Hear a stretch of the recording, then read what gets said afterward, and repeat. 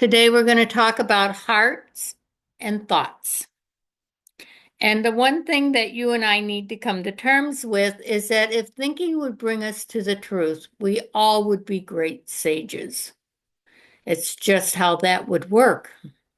We have to change the way we think in order to change the way we feel, in order to be in compliance with the way we are taught through Jesus's teachings.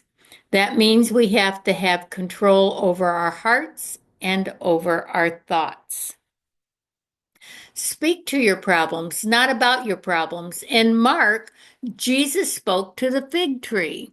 So many of us want to talk about our problems, and ain't it awful? And look at what this has done to us, instead of speaking to your problems. And when you speak to your problems, you're going to have command over them and you're going to do things a little differently. So your problems will surface a little differently for you. Problems are only gateways into a new way of thinking, into a new way. It leads us into compassion. It can lead us into forgiveness. It leads us into all the virtues that we want to have, and it's part of working into those virtues. Holiness is nothing more than developing the right character. When we develop the right character, when we practice the right morals, when we do the right things, we've got holiness on our side. When we don't do it, we don't have the holiness on our side. It's just a simple concept. Mystery is false power.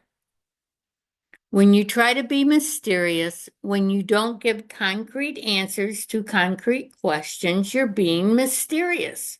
You're hiding something, possibly. And think back when you were a kid and you didn't want your mom and dad to know where you were going. I used to tell my parents, I'm going off.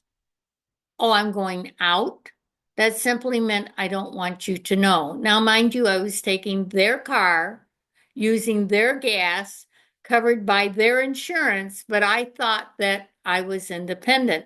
The truth is, anytime you don't understand something, anytime it's a mystery to you, you need to take a look at that because somebody is holding some false power over you, or at least trying to. It's a known fact that the heart puts out more electronical impulses than the brain. It's known. Science now has proven that. The ancients have known it for a long time. And Jesus certainly knew it because Jesus came here to show us how to live. He came here to show us a way. He didn't come here to specifically only preach to us. He came here to show us how to live so we could have a better environment. And the purpose of the heart is to connect to the physical world with the soul. That, our heart is the gateway into connecting this world with the spirit world, with the God head world, and we do that through the soul. It is a connection. It is a 3-in-1, just like the Trinity.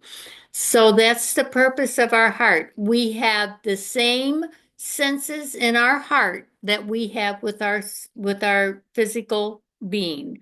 We have the 5 senses, but they call them clara. It's clairvoyance. That means a clearer seeing. Clara means clear. Clearer seeing, clearer touching, clearer sensing, clearer hearing, clearer smelling. So those senses are elevated a little bit so that we can connect with our feelings and work things out with our physical ears and our God ears, with our physical senses and our God senses. We work things out that way, and it takes time, and we have to understand them, and that all takes time to unite everything that we've been given to make it work together.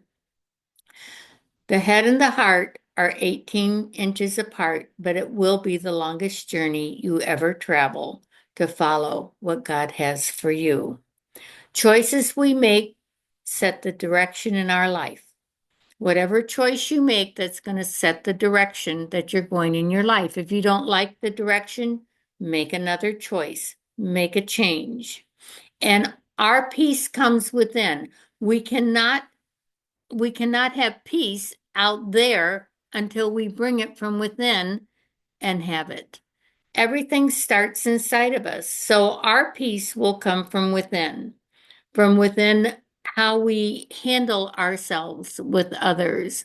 Peace is a job that we have to do on the inside. If we do peace in our corner of the world, eventually the world can have more peace. And always remember, you're not punished for your anger. You're punished by your anger. Your anger will get you in trouble. The most trouble I ever get into is through my anger. And so we have to learn how to handle our anger because we're never punished because we're angry. We're punished by the way we express our anger. And when you're centered, your emotions cannot be hijacked on you. When you are a centered person, somebody can't come in and use their little tactics to push your buttons to get you going. So when you start going off on a tangent because somebody said something to you or did something, remember your emotions were hijacked. And in that area, you were not centered at that time. And emotions are simply the voice of the spirit.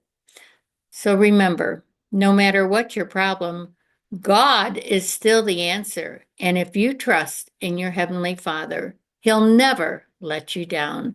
God bless each and every one of you.